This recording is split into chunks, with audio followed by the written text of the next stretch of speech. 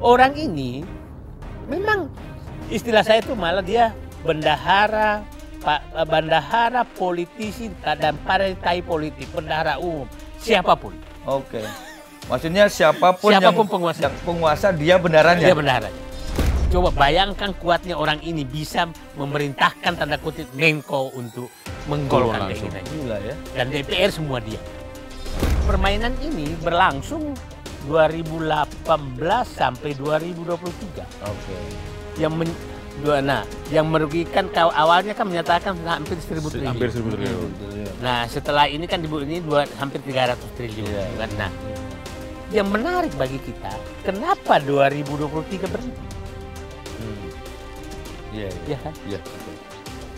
Nah artinya dia takut ketahuan Prabowo. Kok Reza Khalid jadi tamu istimewa, tamu VVIP. Wow. Waduh, masuk lagi barangnya.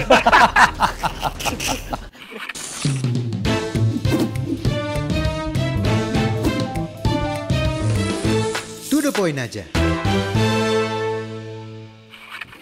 80 tahun Indonesia merdeka. Namun masih terjadi kritik di mana-mana oleh masyarakat kita. Indonesia terkenal dengan hasil buminya yang kaya raya. Namun kenapa kesengsaraan masih terjadi di mana-mana? To the point aja kalian. Saya Lukman Hanafi. Saya Apung Purwanto. Dan tamu kita manusia merdeka, Bapak Saididu, akan membahas tentang apa yang terjadi di sana. Pak Saididu, terima kasih sudah hadir di To the point aja, Pak Saididu. Ini sudah mau 80 tahun Indonesia merdeka, tapi kenapa sih masih terjadi kritik di mana-mana? Bahkan bantuan juga kemarin ada yang nyasar tuh. Itu triliunan itu. Itu apa yang terjadi nih Pak Saididu yang selama ini aktif mengamati segala masalah sosial nih? Pancingannya bagus. Jadi saya teringat betul bagaimana kita menyambut 50 tahun Indonesia merdeka 95. Oh, 95. Pada saat itu kita menerbangkan pesawat N250. Oke. Ya. Melepaskan kapal Pelni, kapal pengamanan Pelni, melepaskan kereta api Argo Bromo dengan berbagai produk unggulan yang kita lepaskan. Ya. Saat itu yang kita selalu hitung kapan kita menyamai Korea, melewati Korea, kapan menyamai Jepang, kapan mendekati ini. Sekarang kok ketinggalan dari timur-timur. 80 tahun Indonesia. 80 tahun Indonesia merdeka. Nah, akhirnya saya menarik kesimpulan bahwa ternyata yang merusak bangsaku ini, karena saya ngalami betul, yang menurunkan daya saing bangsaku ini adalah politik. Ada apa dengan politik kita? Politik kita itu adalah politik jual beli. Politik jual beli sehingga melahirkan bandar-bandar politik.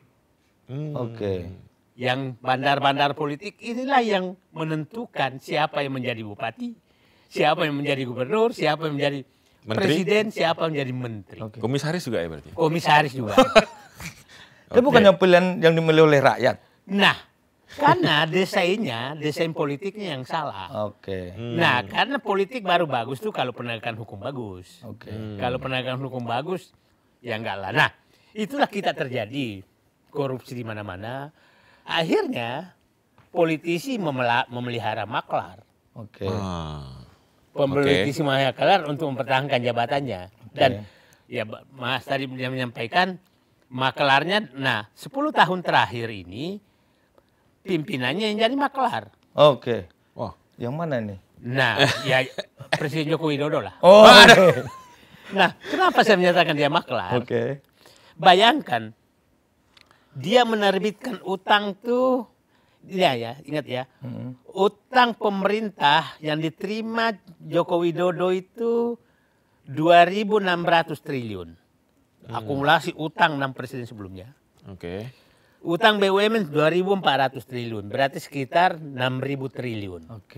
Utang kewajiban pemerintah pensiun sekitar 1.500 triliun, 7.500 triliun 2014.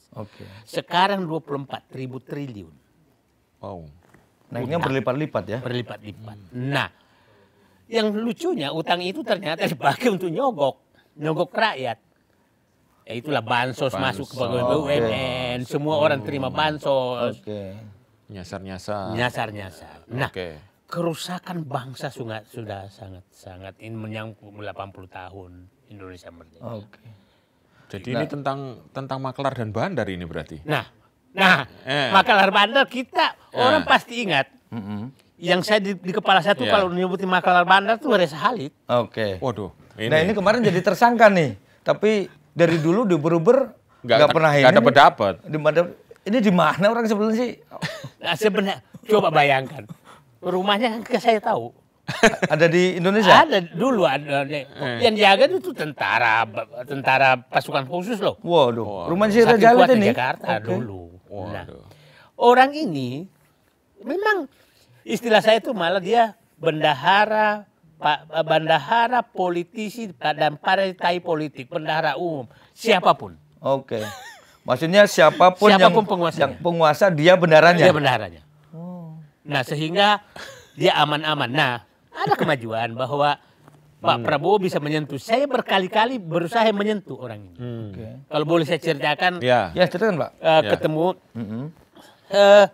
Ini kan dia mulai bermain dengan Petral. Petral itu dah dibentuk tahun 69 sebenarnya. Untuk menjual minyak Indonesia yang ketemu. Karena Pak Harto mulai itu. Nah, tujuannya itu bagus dulu. Karena korupsi Indonesia tinggi, maka baiknya di Amerika perusahaannya. Supaya koruptornya jauh. Ya kan? Nah, semakin mendekat ke Indonesia. Nah, itulah perusahaan itu kemudian pindah ke Hong Kong tahun 70-an, tahun 72, tahun 80-an. Nah, tahun 98 pindah ke Singapura. Lebih dekat lagi. Lebih dekat lagi. Dan sudah bukan lagi pemiliknya asing, tapi orang Indonesia. Perusahaan Pertamina di Singapura. Nah, masih bagus tujuannya supaya korupsinya berkurang. Jadi tujuan Pak Harto mendirikan itu supaya jangan dikorupsi di Indonesia. Jadi korupsinya biar di sana kejauhan lah, biar jauhan dikit. Ya, koruptornya kan mungkin nggak bisa bahasa Inggris. Kalau ke sana kan dia nggak bisa negosiasi. Nah, disitulah saya melihat kelihatannya Reza Khalid itu mulai main di 98. Dengan Petral.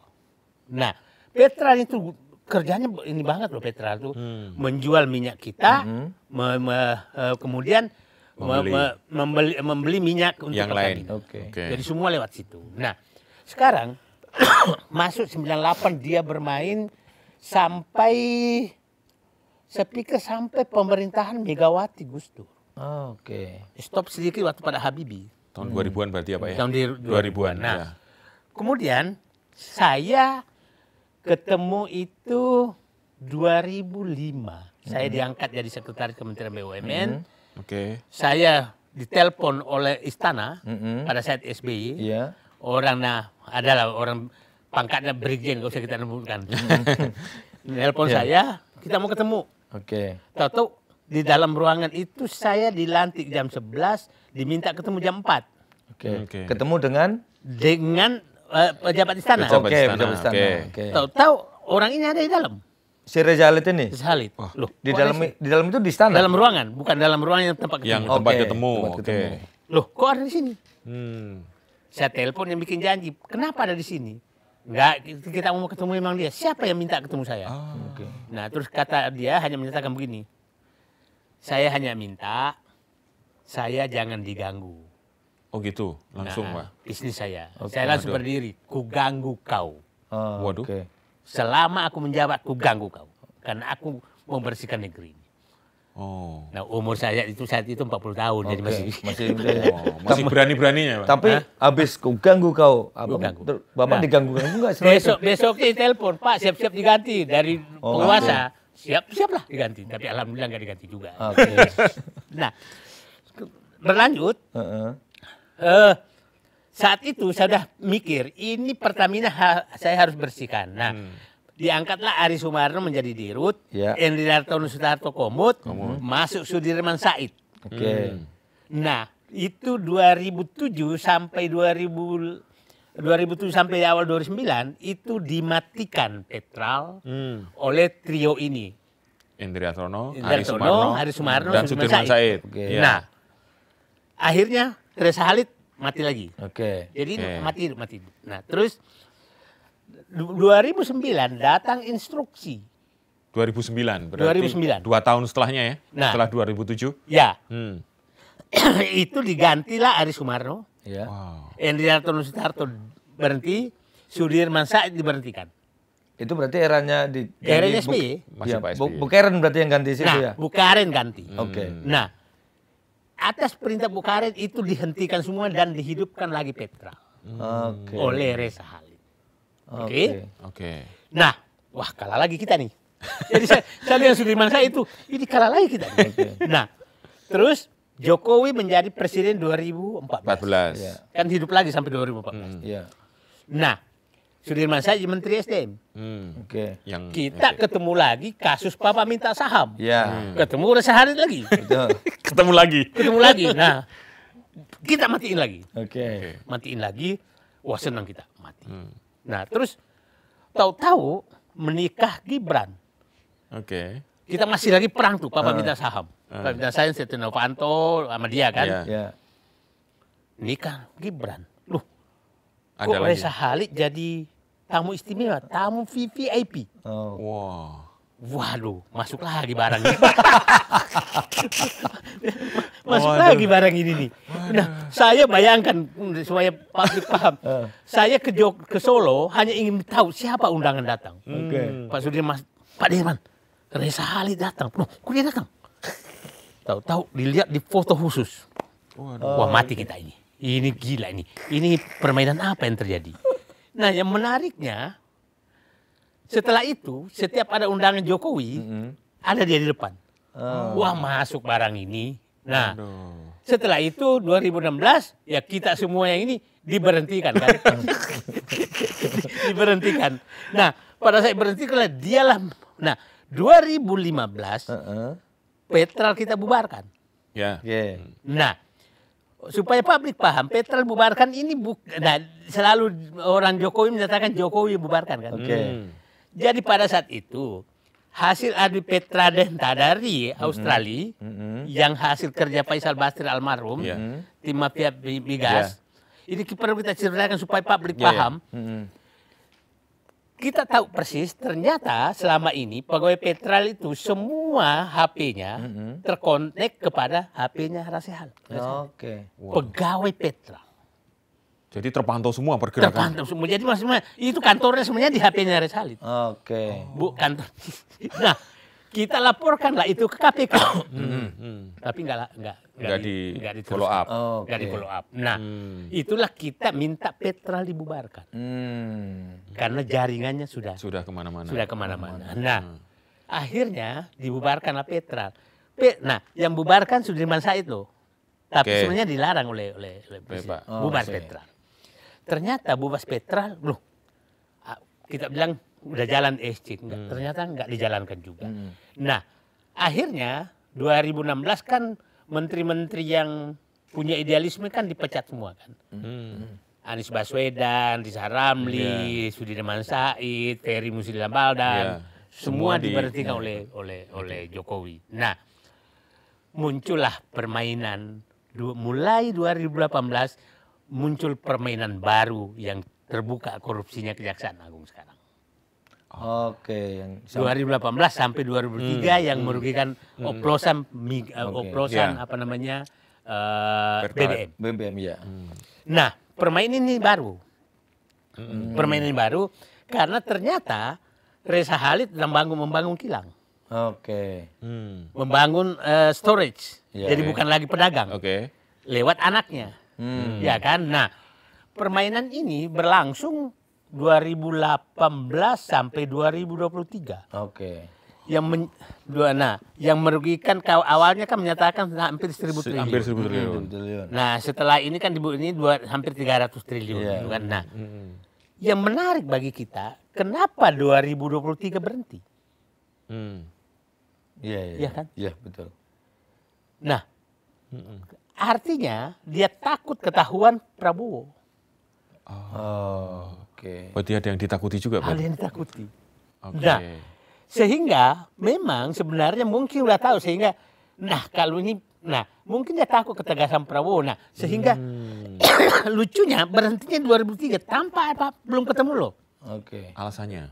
Belum ketemu kasus korupsi. Belum ada. Berarti sendiri. Nah, yang menariknya kalau kita lihat ya, yang terlibat di dalam korupsi ini tidak ada pimpinan Pertamina loh. Yang menarik adalah yang terlibat adalah Direktur Pemasaran Pertamina 2014, Hanung Budia. Patraniaga ya? Petraniaga, Direktur Petraniaga. Nah, yang terlibat kan perusahaan kan Petraniaga, Kilang dan perkapalan. Iya. 3 ini kan yang anak perusahaan. Nah, artinya direksi Pertamina kan yang terlibat. Yang holding nggak ada ya? Nggak ada. Artinya ini ada perintah dari samping nih, atas samping. Atas samping. Nah, atas samping ini yang menarik yang kita harus ini kan bahwa apa urusan Erick Thohir pada saat ini terungkap tahu-tahu datang ke Kejaksaan Agung. Nah, itu yang baru mau saya malam. Karena waktu itu kan sempat beredar bahwa ini BBM itu dicampur bla bla bla gitu kan, terus habis itu begitu Pak Erick ke sono terus akhirnya bilangnya diralat kan gitu. Iya. Nah, saya kan pernah di Kementerian BUMN, pernah di SD. Yang bisa memerintah dari samping atas itu hanya Kementerian BUMN atau Kementerian SDM. Yang memerintah samping atas ke anak perusahaan Pertamina. Yang bisa memerintah. Nah, lucunya 3 dirut ini terlibat. Dan dirut ini kalau nggak bisa diperintah dari samping, nggak bisa. Dari atas nggak mungkin.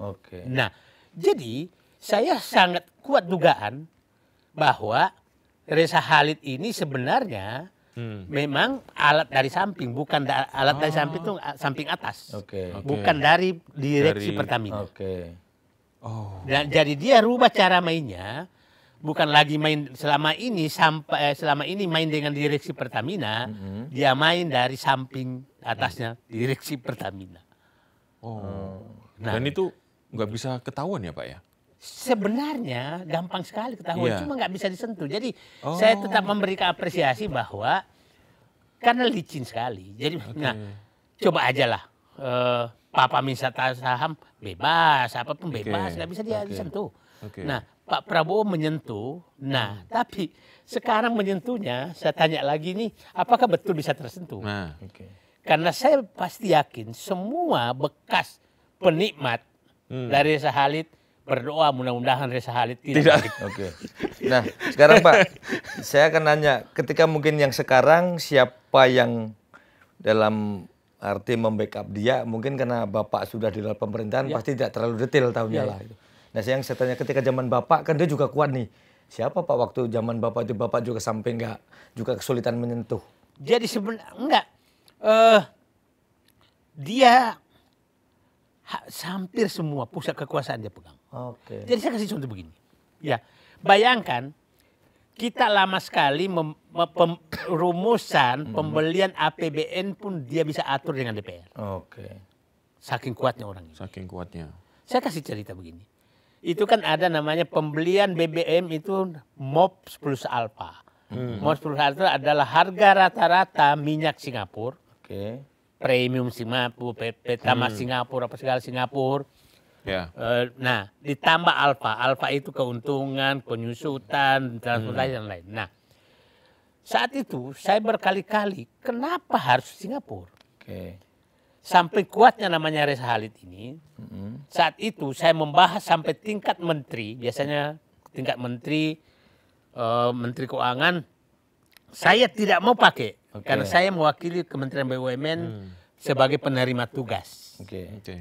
Karena saya dulu kalau direksi BUMN saya larang rapat dengan DPR, Said Didu yang rapat. Saya tahu kalau rapat bisa kalah, kalau saya nggak mau ngalah. Udah 3 hari 3 malam dibahas, saya nggak mau ngalah. Karena saya tahu kalau kan harga rata-rata Singapura, pada saya tahu pemilik kilang Singapura kan kilang Singapura tidak banyak. Jadi kalau begitu berapapun harga Singapura kita harus beli. karena undang-undang. Iya. Nah, dan saya tahu pemainnya di Singapura adalah Reza Khalid. Jadi berapapun harga yang ini Reza Khalid itu pasti dibeli. Pasti dibeli. Ini akal-akalan nih. Nah, sampai jam 11 malam datang seorang Menko mengusir saya keluar dari ruang pembahasan. Menko zaman Bapak berarti Ya, itu dong ya? Ya, Zaman Pak SBY kan ya? Oke. Saya minta Said Didu keluar. Saya bilang, inginkan saya akan keluar, tapi saya menyatakan saya tidak bisa menerima rumusan ini karena akan menguntungkan seseorang. Coba bayangkan kuatnya orang ini bisa memerintahkan tanda kutip Menko untuk menggolkan keinginannya. Gila ya. Dan DPR semua diam. Waduh. Ngeri sekali ya. Itulah. Itu bendahara semua Bendahara orang. semua. Jadi bahaya. Tapi Pak, untuk menggambarkan masyarakat kira-kira begitu kuatnya sosok ini, itu keuntungan yang coba Pak Said kan sangat detail. Keuntungannya gimana itu yang? Kan gini-begini ya. Iya, ya. Kita 1,6 juta barel per hari kebutuhan. Kebutuhan. Ya. Produksi. Nah, total ya kita memproduksi sekitar 800 ribu barel per hari. Ya. Artinya Short, kita menjual 800 ribu barel, mengolah 1,6 juta barel. Kalau BBM itu rata-rata sekarang kira-kira $150 per barel. Kalau $150 ya, sekarang ya? Ya, kalau ininya kan sekitar 100 kalau crude-nya. Crude-nya. Nah, terus kalau 150 kali 1,6 juta, berapa tuh? Berarti 200 juta dolar. 200 juta dolar. 200 juta dolar per hari. Per hari? Per hari. 200 juta dolar per hari untuk BBM loh ya. Iya. Belum crude. Jadi kira-kira belanja Pertamina tuh 300 sampai 350 juta dolar per hari. Kali 15.000 berarti 450 triliun. Per hari. 45 triliun. Per hari ya. Kalau untuk 10%, 45 triliun. 4 triliun. 4 triliun per hari. Ya, bagi-bagi seluruh partai masih aman. 4 triliun. Untung aja loh ya, belum markup ya. Bener. Untung aja loh ya. Normal, hitungan normal ya. Itu untung normal nih. Ini hitungan kasar paling sedikit lah gitu. Iya. Kita sih kebayang aja enggak. Gitu. Nah, supaya rakyat paham bahwa ini memang kalau partai politik, nah begitu juga impor beras, impor daging. Kita impor sekarang tuh di luar BBM itu sekitar 150 triliun. Per tahun. Kalau ini per hari tadi. Iya. Gila itu per hari. Berarti kalau dari cerita Pak Said itu tadi, saya jadi kebayang Indonesia ini kan katanya punya banyak kilang sumber minyak kali kalau istilah kalian. Kita sumber-sumber minyak banyak. Tapi kenapa kita harus beli melulu? Berarti karena ada ini ya? Itu perlu saya luruskan. Itu gimana itu, Pak? Minyak kita tuh banyak, tapi variasi kualitasnya berbeda-beda. Nah, sementara kilang itu butuh crude yang seragam. Sehingga untuk memang kita tidak bisa membangun kilang untuk mengolah crude kita. Crude kita sebagian besar tuh crude bagus. Tapi jumlahnya nggak cukup. Sehingga mending dijual untuk dapat crude yang sesuai. rata. Karena kilang itu butuh jumlah besar, tapi kualitasnya rata. Kilang minyak itu beda-beda.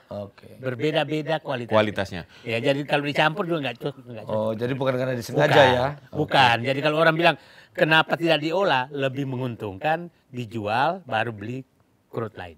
Berarti sekarang yang perlu dibetulin adalah tatanan jual pembeliannya berarti ya? Nah, jadi sebenarnya ini yang satu. Bagus nih masuk. Kenapa sih kita nggak bisa untung bangun kilang?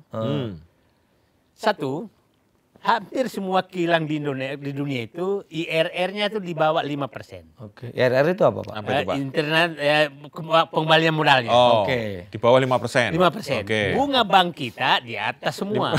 Sehingga masuk. nggak masuk. Kita kan 10%. Okay. Jadi kalau pas itu tidak bankable, tidak bisa dibiayai oleh bank karena tidak layak. Tapi di luar negeri bunga banknya kan 2%. Maka 5% pun untung. Sehingga kalau membangun di Singapura dengan bunga bank yang rendah, maka untung. Walaupun lebih pas masuk ke Sumatera langsung nggak untung.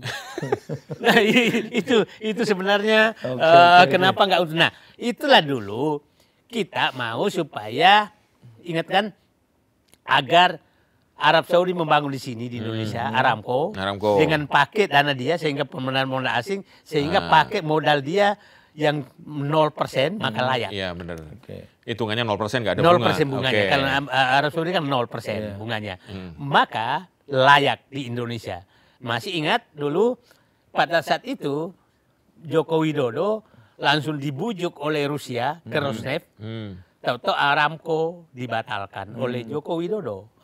Habis itu dia marah-marah, saya udah payungin raja kok nggak dapat. Padahal yang salah dia gitu. Oh iya. Ingat kan? Yang nginep extend di sini ya. Raja extend di sini lama itu. Nah, karena marah Arab Saudi karena dia pilih Rusia. Nah, itulah pentingnya kita punya pemimpin yang agak cerdas lah. Tapi gini Pak Said, ketika waktu itu kan betapa dia bisa ngunci harga ya. Yang MOPS plus Alpha tadi.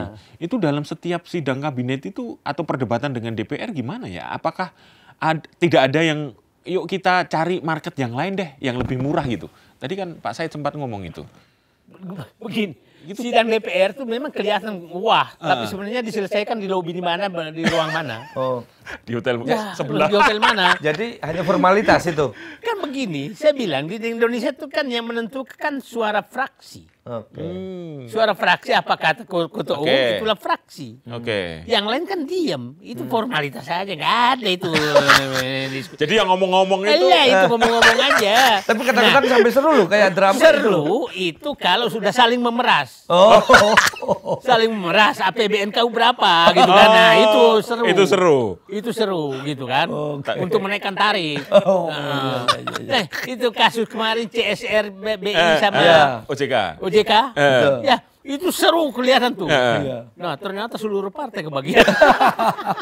Katanya satu komisi, Pak. Ya, satu komisi. Nah, begitu terus. Pak, saya kan hampir 20 tahun membahas kayak gitu, Pak. Jadi paham betul saya. Tapi dengan sebenarnya ketika saat itu marketnya di sana itu pasti ada yang lebih murah ya Pak Said ya? Ada. Dari Arab maupun dari tempat lain. Dan kita nggak bisa cek lagi karena nggak ada penawaran kan, undang-undang menyatakan begitu. Jadi kita tuh mungkin 98 hampir 20 tahun itu lebih 20 tahun kilang Singapura tuh kan kita impor dari Singapura tuh hampir 600 sampai 800 ribu barel per hari. Gila ya. Itu Singapura kaya dari kita dong Pak. Ya. Kan dulu kan waktu masih ada premium. Ya, premium ada masih. Kan hanya Singapura yang bikin premium. Karena khusus kita. Pelanggan terbaik. Kita dapat penghargaan. Jadi, ternyata pemain Indonesia yang ada di sana gitu. Jadi, itulah kenapa tidak pernah mau bangun kilang karena ya banyak sekali kehilangan. Ada kepentingan yang akan sangat terganggu. Ya. Pak Sadidu, berarti kalau kita ngeruntuh dari tadi sehari kira-kira 4 triliun sehari. Kalau misalnya dikumpulin, sekarang ini sudah 80 tahun merdeka, masyarakat kita sebetulnya sudah saatnya untuk tidak seperti sekarang ya secara luas ya. Andai duit itu tadi masuk benar-benar ke sana. Yang problem sekarang, yang saya titik ini Prabowo, kan ada uang haram sekitar perhitungan saya 7.000 triliun tidak ada di perputaran. 7.000 triliun? Oke. Maksudnya di luar sistem gitu Pak? Di luar sistem. Oke. Hitungan sederhana. Gimana Judi itu Pak? online kira-kira perhitungan saya 2.000 triliun. Oke. Korupsi, uang korupsi 2.000 triliun, 4.000 triliun. Ini korupsi dari segala bidang? Dalam segala bidang. Semua lini? Semua lini. Kemudian narkoba mungkin 1.000-an triliun. 1.500 penyelundupan 1.000-an triliun, 7.000 triliun. Nah, apa? Jadi, nah saya heran sekali kenapa kalau ini masuk ke perputaran formal, maka biasanya nilai tambah uang berputar 30%. Artinya 2.100 triliun uang akan berputar. Pajak anggaplah paling jelek dapat 20%. Artinya 1.400 triliun dong. Nah, jadi kalau mau menyelesaikan ekonomi Indonesia itu formalkan semua itu, maka berputar ekonomi. Nah, yang kedua, yang problem besar adalah pemerintah sekarang ini betul-betul kebijakannya tuh kebijakan menyedot uang dari rakyat sebanyak-banyaknya, baru dikasihkan permen. Maksudnya begini, apapun dipajakin, sehingga kesedot kan. Terus proyek-proyek besar ditarik ke atas, kesedot semua. Jadi semua adalah kebijakan ini menyedot ke atas, kering dibawa baru dikasih bansos. Padahal sebenarnya bagi negara jangan sedot uang dari rakyat, karena saya petani pisang. Kalau Anda sedot, maka tetangga saya nggak beli pisang saya. Kalau dia beli pisang saya, maka saya beli ikan tetangga saya, maka uang berputar. Nah, itu yang terjadi. Nah, kita lihat contohnya begini. Petani sawit, semua kan dipajakin sampai habis-habisan. Pajak ekspor macam-macam. Coba kalau uangnya itu tertahan di petani sawit, maka uang itu berputar di kampung. Nah, saya sih berharap mungkin Menteri Keuangan kita ini nggak pernah hidup di bawah. Jadi pikirannya hanya nyedot gitu loh. Kenapa pilih jalan itu pemerintah? Kan pemerintah punya kuasa untuk memilih jalan yang pertama yang memasukkan 7.000 triliun dalam sistem. Nah, mungkin nanti Pak Said bisa jelaskan gimana caranya nih. Secara teori gimana nih dari jadi ini penegakan hukum. Udah berkali-kali kan kita menyebutkan siapa sih ketua Projo ini kan disentuh enggak? Iya kan? Jadi, yang paling menarik kemarin yang merugikan bandar judi yang ditangkap. Di Jogja. Yang merugikan bandar ditangkap. Ya, coba bukan dicari bandarnya. Memang kau merugikan bandar maka aku tangkap. Ini negara apa ini gitu loh. Nah, ini kan kita harus sampaikan ke rakyat. Nah, kalau bandarnya cobalah dikasih bansos dipakai judi disedot judi online. Iya kan? Betul. Ya kan? Jadi gini, ngambil pajak ke rakyat. Pajak itu jadikan bansos. Bansos itu dikasih ke bandar judi. Nah, balik lagi ke sana. Balik lagi ke bandar judi. Nih, negara apa kayak begini? Ini memang semakin aneh kita nih, Pak Said itu. Ada tadi pajak udah sedot. Misalnya kita sekarang makan ya di resto, makanannya udah kena pajak. Betul. Sekarang royalti ada lagi loh. Bayar lagi. Musik. Bayar musik. Dicas tuh di situ. Dicas musik. Ini, nah saya bilang, saya tadi kan menyatakan. Mungkin sudah saatnya kita mencoba mengkritik Sri Mulyani. Waduh, ini ya? Ya, Sri Mulyani ini menteri terlama. 20 tahun menteri keuangan loh. 20 tahun. Nah, yang paling menarik, Bu Sri Mulyani kan saya ingat betul waktu 98. Saya mohon maaf. Bukan cuma membuat istilah aja. Karena saya saat itu sudah anggota MPR. Dan bertiga ini perempuan. Sri Mulyani, Miranda Gultom, Mari Pangestu. Itulah yang memberikan kritikan sangat keras kepada Habibie. Ekonomi Habibie. Padahal Habibie lagi berprestasi kan. Bagus. Itu kita sidang di gedung MPR, dia di Hotel Mulia. Oh iya, tongkrongannya situ dulu. Tongkrongannya situ. Wah, jadi ini hebat sekali. Nah, setelah itu masuk pemerintahan. Nah, yang paling puncaknya adalah dia, saya katakan Bu Sri Mulyani lah membuat negara kebebani utang sangat besar sekarang. Yang tahun ini kita harus membayar hampir 1.400 triliun 2025. Tepatnya kira-kira 1.352 triliun. Bayar utang dan pokok. Akibat dia menumpuk utang yang saya jelaskan tadi 10 tahun pemerintahan Jokowi.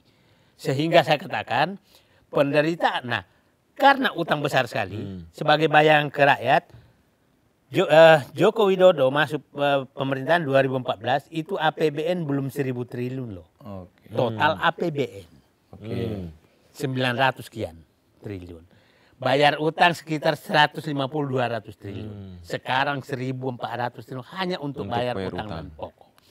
Karena kita bayar utang dan pokok sebesar itu, maka pendapatan negara sudah nggak cukup kecuali memajaki semua. Jadi istilah saya, Bu Sri Mulyani membuat negara ini susah dan membuat pemerintahan Prabowo susah sehingga untuk menyelamatkan kerusakan yang dibikin oleh dia 10 tahun harus memeras rakyat dengan berbagai jenis pajak.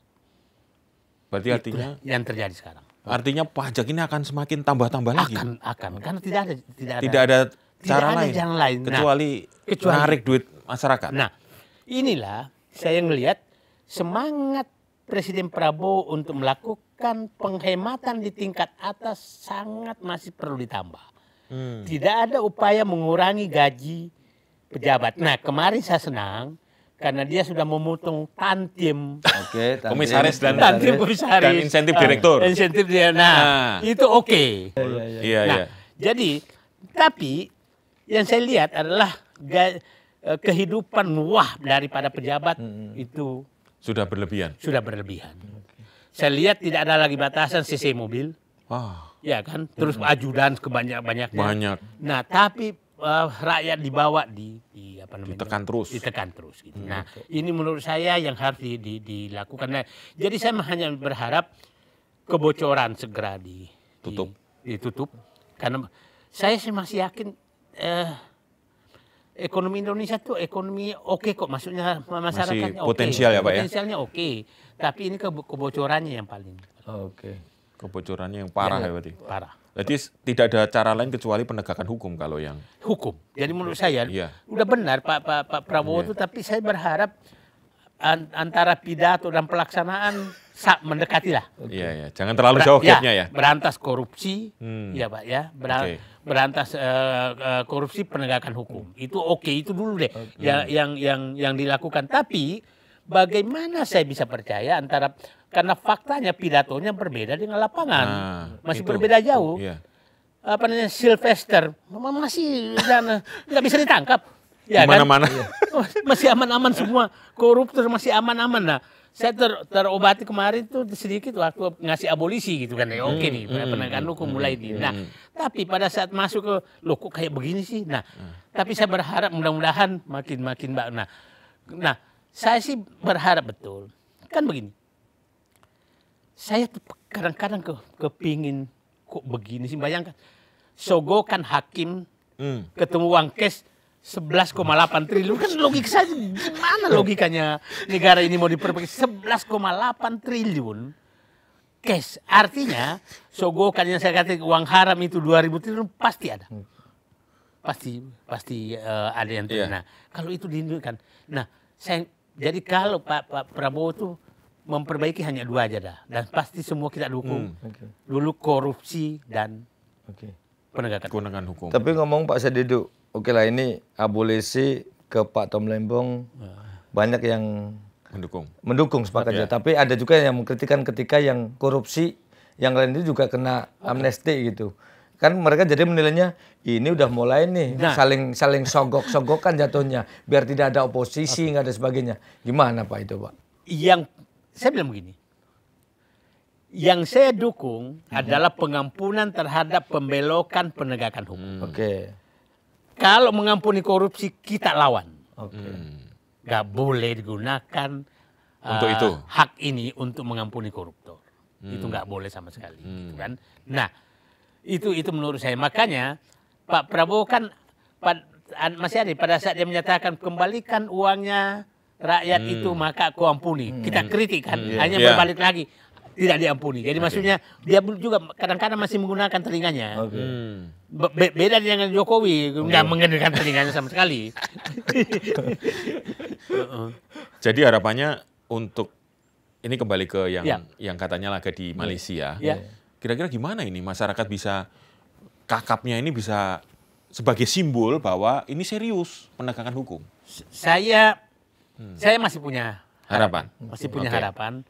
Pak Prabowo menunjukkan itu. Karena begini, Pak Prabowo betul-betul butuh bangkitnya kepercayaan dunia dan internasional dan investor bahwa penegakan hukum terjadi baik di Indonesia. Itu dia butuhkan.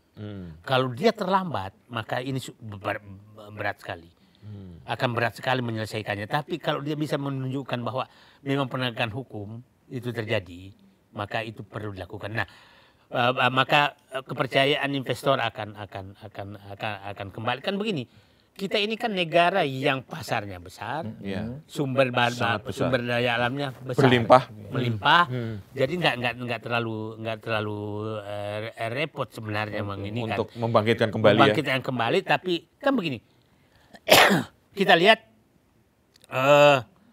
kita pasti masih merasakan sekitar 2005 ke 2000 pada saat SBY itu lumayan loh, pertumbuhan ekonomi, ganti-ganti mobil macam-macam itu karena penegakan hukum masih bagus, politik masih bagus. Nah, saya berharap Pak Prabowo betul-betul yang problem sekarang, Pak Prabowo ini kan masih memakai kabinet yang lama, yang kita tahu track recordnya. Saya tuh menangis melihat pernyataan. Coba sekualitas, saya biasanya sekarang udah nyebutin nama, karena orang Indonesia kalau nggak disebutin namanya lupa, nggak hukuman sosialnya nggak ada. Iya. Nah, bayangkan pernyataan Nusron Wahid kemarin itu menyakitkan masyarakat ya. Pernyataan Dokter Stella yang katanya jagoan itu, yang menyatakan MBG itu memperkuat matematik dengan bahasa Inggris, logikanya nggak nyambung sama sekali kan. Pernyataan Bahlil bahwa menyiapkan tambang untuk Amerika, ini menteri-menteri apa semua kayak ini. Nah, kan menurut saya ini harus coba kita punya bandingkan menterinya dulu Pak Harto, ada Mari Muhammad, ada Baharudin Lopa, ada Emil Salim, Subroto, Habibie, Mari Muhammad. Itu kan ini kita ketemu Raja Juli yang tukang maki-maki Prabowo. Ini gimana kita mau Nah, maksud saya Pak Prabowo harus menyadari bahwa bangsa Indonesia butuh kembali kepercayaan orang-orang berkualitas digunakan. Terkait dengan itu kan kabar bahwa akan ada reshuffle kan mulai muncul lagi nih. Setelah ada tanda-tanda abolisi, terus Pak Prabowo juga mulai confident menata kekuatan militer kemarin yang sangat confident. Ini publik juga mulai muncul lagi. Waduh, ayo kembali ke jati diri gitu. Gimana, Pak? Jadi saya hanya berharap Prabowo, kan temanya dia persatuan, rekonsiliasi dan persatuan. Tapi jangan sampai rekonsiliasi dan persatuan berubah menjadi persekongkolan. Wah, oke. Yang saya anggap sekarang, kabinet sekarang itu masih kabinet persekongkolan. Nah, kalau persatuan, maka orang-orang baik buat provinsi itu disatukan untuk memperbaiki negeri ini. Itulah kabinet persatuan. Jangan Bapak persekongkolan, Bapak bungkus dengan kata persatuan. Sehingga semua yang ini disatukan, ya nggak bisa. Ya udahlah, yang jelek-jelek aja gitu. Nah, saya berharap kalau Pak Prabowo mau, maka betul-betul persatuan itu berbasis pada kejujuran, kebenaran, integritas. Bukan siapapun bisa ditampung. Kalau gini, kalau itu dilaksanakan aja, mungkin tidak langsung ya Pak ya, mungkin Pak Prabowo juga mendengar kritikan, masukan dari masyarakat, terus kemudian melakukan itu mungkin secara bertahap. Katakan sekarang 50-70% gitu. Kira-kira kalau itu dilaksanakan, itu ekonomi bisa tumbuh berapa sih Pak? Saya perkirakan kan begini. Kalau saya katakan, kalau orang menyatakan Indonesia tumbuh 5% itu, ya kasarnya monyet didasiin jadi presiden tumbuh 5%. Kenapa? Tumbuh 5%. Itu konsumsi kita, itu tumbuhnya biasanya 2,5%. Selama tidak ada kelaparan, pertumbuhan penduduk itu 2%. Konsumsi kan naik 2% kan? Jadi 2,5% itu pasti konsumsi. Pasti konsumsi. Pabrik Allah. Pabrik Allah tuh tambang, minyak sawit, karet, sumber daya alam, itu nggak ada presiden pun tumbuh itu tetap terus, masih ada terus. Itu mungkin 3%. Jadi kalau hanya tumbuh 5%, itu nggak perlu ada presiden. Sudah tumbuh sendiri. Dia kan tumbuh 5%. Berarti kemarin BPS ngumumin 5,12% itu nggak ada pembinaan juga? Di bawah 5% itu kalau dikorupsi. Oke. Jadi kalau mau tumbuh 8% itu bisa sebenarnya, asal korupsi dihilangkan, manufaktur ditingkatkan. Nah, jadi sebenarnya nggak susah ya Pak ya? Nggak susah. Dengan apa yang dimiliki Indonesia sekarang aja, susah. Konsumsi bagus, sumber daya alam melimpah. Nah, catatannya agar tidak korupsi. Ya, jangan korupsi. Itu aja. Itu insya Allah nggak. Tapi dalam sejarah Indonesia belum pernah tumbuh di atas 2 digit ya Pak ya? Belum pernah. Tapi paling tertinggi 8 ya Pak? 8 pernah. Tahun 70-an, waktu booming minyak. Booming minyak. Iya. Booming. Zaman Pak Harto ya berarti? Yang Pak Harto. Tapi kan itu konsumsi masih rendah. Oh iya. Nah, konsumsi 1%. Pada saat itu pertumbuhan penduduk kan ditekan 1%. Nah, itu yang penyebabnya. Jadi mestinya kita optimis juga nih. Kalau jadi saya bilang hanya 2 kok Indonesia hanya 3 lah. Kumpulkan orang baik untuk mengelola negeri ini, orang pintar berintegrasi dan lain, menutupi korupsi, tegakkan hukum. Udah, simple. Simple. Itu. Nah, yang merusak ini ya politik aja. Nah, soal politik nih, mumpung kita nanya nih, ini di luar ekonomi. Ada kemarin ada saling upload makan siang Wapres dengan Pak Dasko. Itu pertanda apa Pak menurut Bapak? Jadi saya kadang-kadang tuh begini. Kadang-kadang tuh siapa tahu Allah sebenarnya semakin ingin membuka sesuatu aib yang disembunyikan. Saya kasih contoh gini. Gimana nih Pak? Foto presiden di Solo menghadap Jokowi. Secara logika itu adalah skenario Allah membuka aib. Coba bayangkan, Presiden Prabowo duduk di pojok meja. Secara protokoler, orang yang duduk di pojok meja, tanda kutip itu kasta terendah. Kalau kita makan yang di pojok meja itu biasanya nggak kebagian makan tuh. Jauh semua makanan. Dilala di depan itu ada Wapres dengan ibunya bapaknya. Yang saat itu yang menarik adalah Pak Prabowo duduk di pojok meja menghadap maju lagi begini. Orang yang maju itu adalah staf yang paling lagi ketakutan. Jadi itu. Ya kan?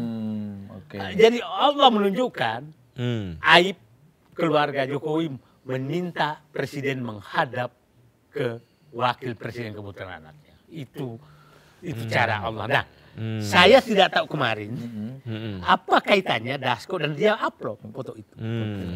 Apa dia upload foto itu? Kita tahu Dasko adalah Prabowo, Gibran adalah Jokowi, ya kan? Kira-kira begitulah. Nah, simboliknya ya. Tapi tahu-tahu dibalas dengan ketidaksadaran, bikin ulah pada saat di Batu Jajar. Banyak sekali orang tidak di. Nah, ini skenario Allah. Langsung ya. Nah, siapa tahu memang Allah sedang menolong bangsa ini membuka aib-aib yang harus disingkirkan segera untuk meluruskan kembali bangsa. Iya. Kita nggak tahu. Berarti bukan karena simbol itu makan bersama, berarti keinginan Pak Said Didu dan juga para itu forum purnawirawan itu untuk mengganti Gibran itu ditolak sama Pak Dasko. Saya membaca, saya menduga mungkin masalah pemaksulan Gibran itu bukan pemaksulannya yang masalah. Yang menjadi problem siapa yang menggantikan. Itu persis. Siapa tahu itu penyebabnya, sehingga kan begini. Surat ini kan tidak diterima, tidak dibuang. Masih menggantung. Menggantung. Iya. Nah, kalau dia sudah menolak Gibran, dibuang dong. Tapi nggak dibuang juga. Nggak dibuang juga. Artinya lagi digoreng-goreng nih. Belum deal sama penggantinya ya? Nah, siapa penggantinya? Kalau saya ditanya, daripada ribut siapa penggantinya, kosongin aja lah. Oh gitu? Ya. Karena pernah ya? Berkali-kali. Berkali-kali kan kosong pernah. Hatta. Ya. Hatta kan cuma berapa tahun. Iya benar. Habis itu Pak Harto kosong loh. Sri Sultan. 67 ke 65 ke 71 kan nggak ada wapres tuh. Oke. Habis itu Habibie. Habis itu Megawati nggak punya wapres loh. 4 kali kita nggak punya wapres, nggak apa-apa. Jadi nggak ada masalah, kalau dikosongkan. Jadi kalau daripada ribut-ribut, kalau kalian berebut terus ya udahlah. Wah ini menarik. Untuk menghindari konflik, mendingan dikosongin. Ya daripada kenapa lu yang dapat? Ya udahlah sama-sama nggak dapat lah. Iya. Ini pikiran-pikiran liar aja. Demi keselamatan bangsa dan negara daripada begini terus. Nanti ada yang berpikir liar lagi. Wong dikosongkan sama ada juga sama saja, sama-sama kosong. Oh iya.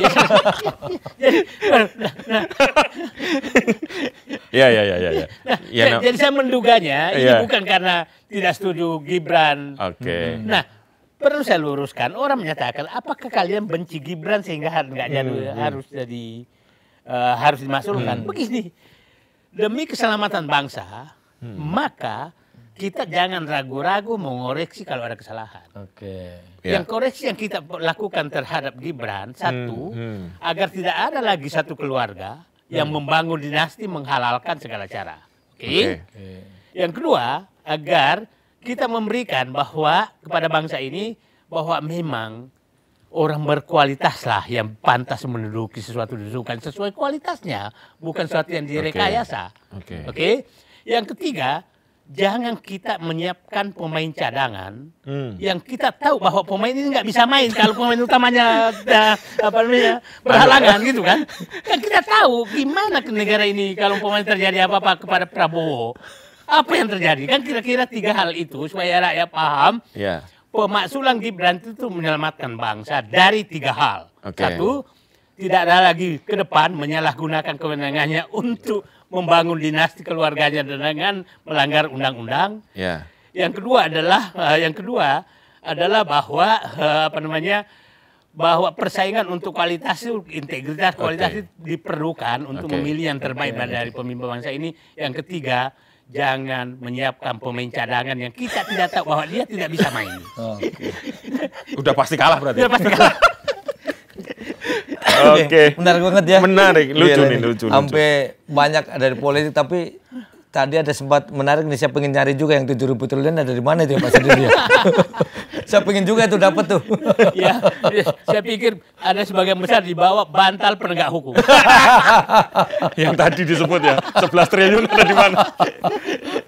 Minum dulu Bang. Oke, makasih. Ini udah. Saya ada satu pertanyaan lagi. Kita minum dulu. Bagus. Masalah bangsa itu kita bahas.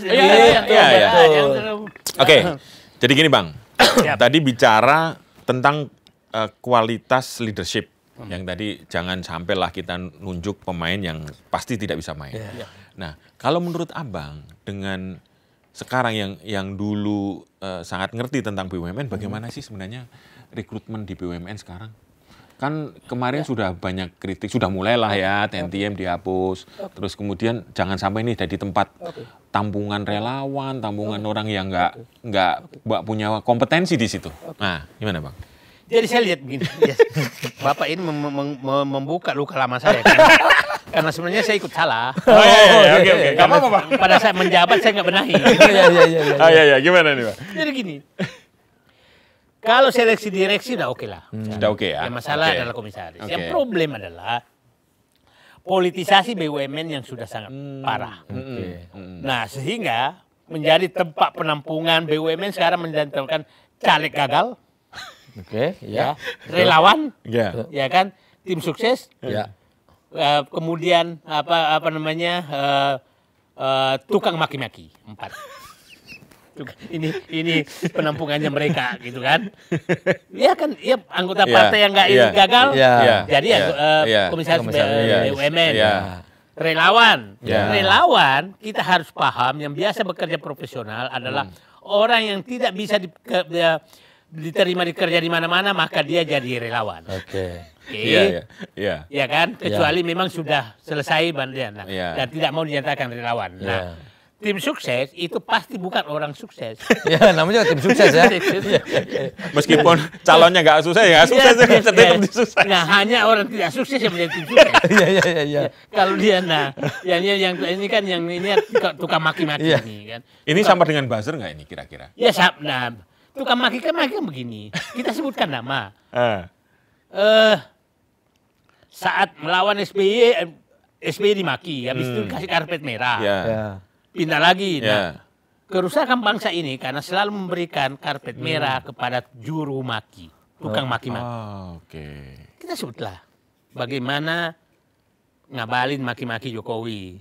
Pas diterima Jokowi, habis itu dia maki, ngasih lagi tukang maki-maki itu. Nah, di PSI bagaimana maki-maki Prabowo, gitu kan. Nah, tukang maki ini dikasih peran penting, dikasih karpet merah, digaji. Nah, kalau kita sudah memberikan begitu, maka jangan pernah berharap orang yang berkualitas. Nah, seperti halnya di BUMN. Nah, saya katakan BUMN ini itu kan sumber uang yang sangat besar. Nah, saya bilang dulu, sekali saya begitu. Dulu tuh saya untuk menyeleksi orang, saya kan tahu. Kalau orang baik tidak akan pernah minta memo, tidak akan pernah minta dukungan kemanapun. Kalau orang profesional. Jadi saya dulu sederhana seleksinya. Siapa yang paling banyak memonya, atau siapa yang paling banyak telepon, itu yang kucoret pertama. Dicoret pertama. Coret pertama. Karena pasti orang berkualitas. Pasti nggak berkualitas. Itu sederhana. Nah, orang yang ini enggak nih. Nah, itu baru kita seleksi betul. Itu sederhana kok. Simple ya, Pak? Simple. Yang banyak memonya. Yang banyak memonya coret pertama. Terima kasih. Nggak terasa rupanya kita sudah 1 jam lebih. Mantap udah. Ini sudah hampir mendekati 80 menit seperti kemerdekaan kita 80 tahun. Nah, paling tidak ada, terima kasih Pak Saididu untuk insight-nya luar biasa nih. Dari soal minyak ternyata ada ya pejabat begitu rumitnya di dalam itu ya. Jadi sekelas Sesdirjen aja, Sesmen aja, Pak Saididu waktu itu sampai ada yang ngusir, yang ini nggak kuat, Menko-nya turun. Ya gitu ininya ya, waduh. Baik, Pak Saididu terima kasih untuk waktunya. Mas Pong ada lagi? Saya sudah cukup. Oke, kalau gitu. Pak Saididu mungkin ada disampaikan untuk terakhir kepada masyarakat kita atau pemerintah. Saya senang membahas masalah serius negara dengan gaya cocok dengan sekali. Gaya santai seperti ini supaya rakyat gampang memahami. Betul. Makanya gampang memahami dan ya kita buka apa adanya karena begini. Saya kan pelaku sejarah, jadi saya paham betul liku-liku, paham liku-liku dan cerita apa adanya. Karena memang ada yang sengaja memang hal-hal yang rumit itu diperumit lagi agar masyarakat nggak paham. Jadi itu dimanfaatkan itu, Pak. Iya, dipakai istilah-istilah ilmiah. Nah, itu yang kita nggak ribet. Dia sendiri kadang nggak ngerti juga. Nah, itu dia. Itu dia sendiri nggak ngerti kan pakai ilmiah yang ya kita sederhanakan supaya rakyat paham dan saya pikir sudah saatnya sekarang bagi orang lain yang tahu bicaralah, yang tidak tahu kurangi bicara. Simpelnya adalah garis ini untuk masyarakat kita adalah tadi Pak Saididu menyampaikan kita tuh harapan untuk maju untuk sejahtera asal penegakan hukum jalan ya. Baik, terima kasih Pak Saididu. Nah, tutupin aja, ini sudah tidak terasa ya sudah kita berbincang panjang Pak Saididu ya. Terima kasih sekali untuk waktunya juga insight-nya. Saya Lukman Hanafi dan saya Apung Purwanto dan narasumber kita Manusia Merdeka Pak Saididu. Nanti kita bahas sektor lain. Oke. Terima kasih untuk episode kali ini dan sampai ketemu lagi di episode berikutnya.